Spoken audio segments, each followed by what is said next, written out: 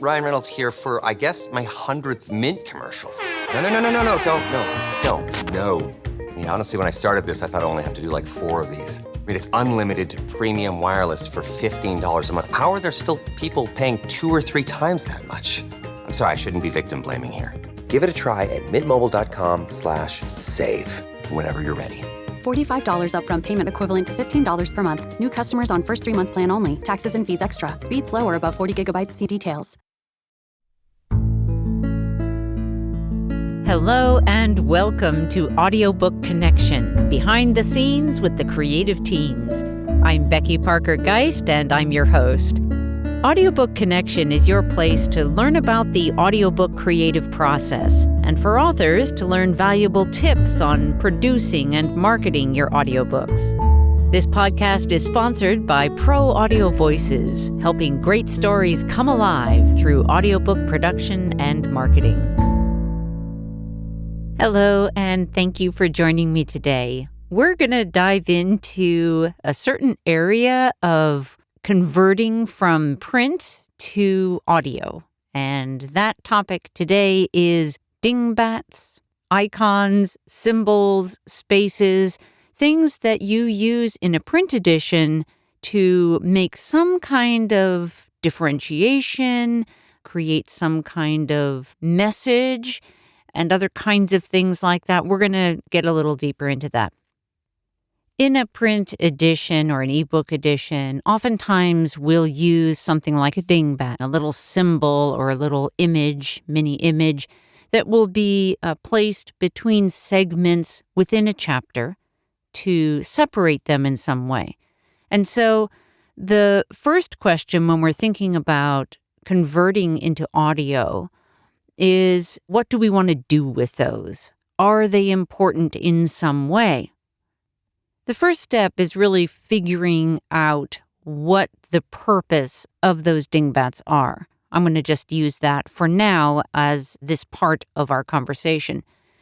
So certainly as you prepared for your print edition, as you were writing that text, you had a reason for inserting something in those locations where you use a dingbat. When converting to audio, the most common approach would be to simply omit them, just ignore them. And maybe that will be the best approach for you. But as with all pre-production questions, when we approach the question, we want to first really make a conscious decision about it and understand why we're doing that and determine, is that going to be the best option for your listening experience? So the first step is to ask yourself, what is the message of that dingbat? What is the intent behind placing it there? Often it is about passage of time or simply maybe a change of scene. Those are probably the most common reasons, time or space, and a jump that might feel a little off if you just continued the narrative. Once you are clear on what is the purpose for those dingbats, then the next question is about the frequency of them in the course of the text. So how often do they happen? Is it maybe once a chapter? Is it every few paragraphs? What kind of frequency are we looking at? Those 2 pieces of information are going to be your key to making the decision about what's going to be best. If they are really frequent, it is most likely that your best approach will be to omit them, but to leave a good, solid, differentiating space of silence between the segments that the dingbat separates. If they are not that frequent, then you want to ask yourself, is there any reason why the listener might get confused if they don't have any kind of indicator, aside from silence, of the shift that you're asking them to make? And if you decide to omit them, it's not like this huge error if you don't do something different in that space. But I want you to think about, again, we're always aiming for the best listening experience. And you want to try to put yourself in their shoes and ask yourself, will there be any confusion if you don't help them in that moment where the dingbat is helping them in print? Obviously, when you do that in a print edition, you're giving them a clue. You're telling them something. You have a message for them. The message may be, oh, we're about to jump in time, or we're going to a whole other location. We want to honor that message in audio when appropriate. Let's consider the possibility that you have these shifts and you're going back and forth in time between two basically different time frames.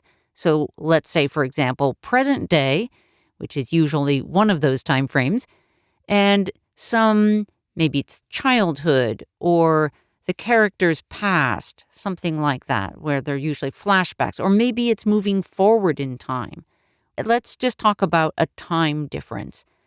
And if you have two separate kinds of time frames, they may be very, very broad, but the idea being one of them is always like coming back to the present day.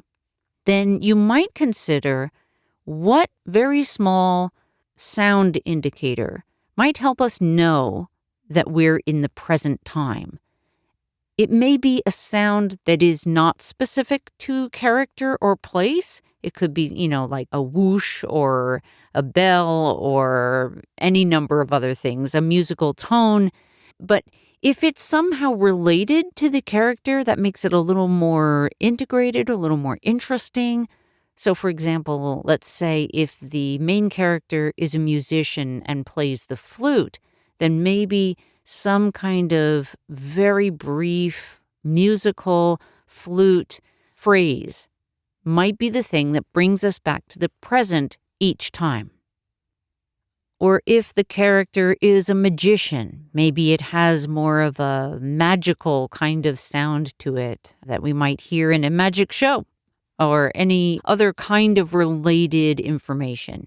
It might be if we are in the present, then we know we're always outside in the park because the whole thing takes place in the present on this one day, and the past is all over the place. Maybe then an outdoor ambiance, the sound of birds or something, is the sound that brings us back to the present day. You can do the same thing going back in time. You may have an indicator that is suggestive of a particular time, or if you're going back, let's say, in time in a particular character's life. So maybe you have, let's say, 3 main characters and you're tracking the childhood experience of these 3 people. They may each have their own separate sound, we'll call it an aural dingbat, that would indicate which place we're going to. If in your print book you have used any kind of indicator that differentiates between your different time frames or different places, if, for example, you use different dingbats depending on what the next section is, then you may want to seriously consider doing something along these lines. So again, just to reiterate, what we want to think about is, first of all, how are you using the dingbats or symbols in your print text, and how might you effectively use them as aural dingbats in your audiobook, with the goal being that we're helping the listener follow your story and to stay clear on where or when we are in time. Let's take a short break and come right back, and we'll talk about some ways to consider other elements that are visual in your audiobook. Here at Pro Audio Voices, we love working with authors who have a big goal in mind. They really want to reach out to their audience around the world. We're here to help make that happen. It starts with our pre-production process. where we're evaluating and determining what elements of the audiobook we can leverage to both create an excellent listener experience for your listeners, as well as drawing them to your website to engage with you further. It continues on through the production process, making decisions that will enhance and support your big goals, as well as creating a great listener experience. But we don't stop there. Once the audiobook is live, we move on to helping you market your audiobook with the Audiobook Marketing Program. Come check us out at proaudiovoices.com. To schedule a call to talk about your audiobook project, click on Get Started. Okay, now let's take a look at some other ways that we use visual clues like icons in a book to provide some information visually that we may want to consider how we want to do it in audio. An example that I can point to in a project we're actually working on right now, a book by Dana Amarisa, that is the Condolences Pocket Guide. And in the book, there are several icons that are used as thumbs up or thumbs down. And these are indicators to help readers understand, oh yeah, this one would be a good one to use, and yeah, please don't use this one. That will just hurt people's feelings and make them feel worse, right? And there are many of these icons in the book, in the print edition, that are indicating thumbs up or thumbs down. So as we took a look at how to approach that, we decided to go with a palette of sounds that are almost game show-like, but not like corny. The idea was, one of the things that I heard Dana say as we were discussing her book in the first place was that she wanted it to be somewhat lighthearted. While this content, which is all about how to help or what to say and what not to say to people who are grieving, can be a heavy topic, but she didn't want it to feel like a heavy book. So that was part of what sparked this idea of using sounds in some fun ways that will help, lighten it a little bit. And so because there are several of them in the book, several of these icons, it made sense to not just use the same one all the time for each one, because we didn't want it to start sounding annoyingly repetitive, which it could. So having a palette gives it more opportunity to have different kinds of sounds that will, stay fresh and still give that feel. So as we were thinking about, okay, when it's a thumbs up, typically if we have a sound that is going up at the end, we get the message like, ta-da, or, we get the feel, oh, yeah, that's not a good thing to say if we hear something that gives us that down tone.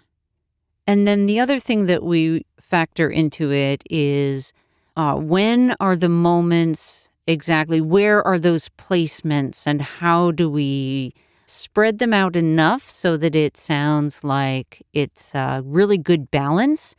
And where are the moments where it's appropriate to maybe group a few sentences and then use the palette of sounds?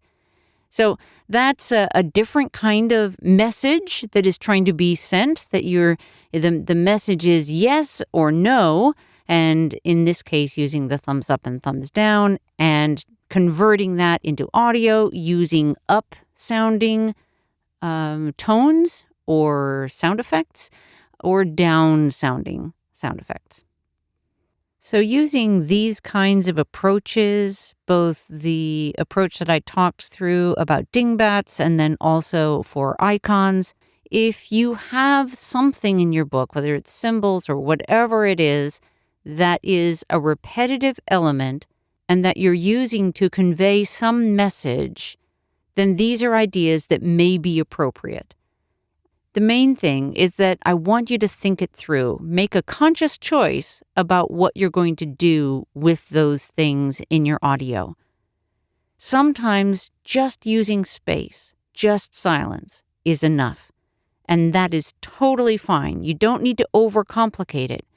But if you only use silence in places where it may be more helpful to your listener to use some other sound, then consider using other sounds.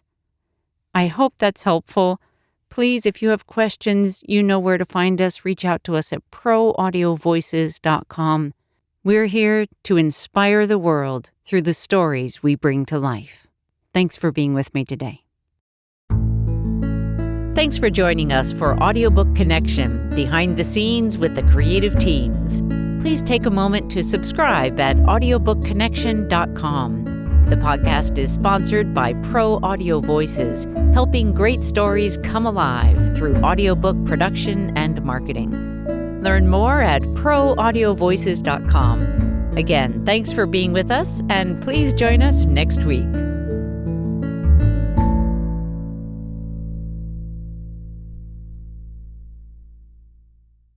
This podcast is a part of the C-Suite Radio Network. For more top business podcasts, visit c-suiteradio.com.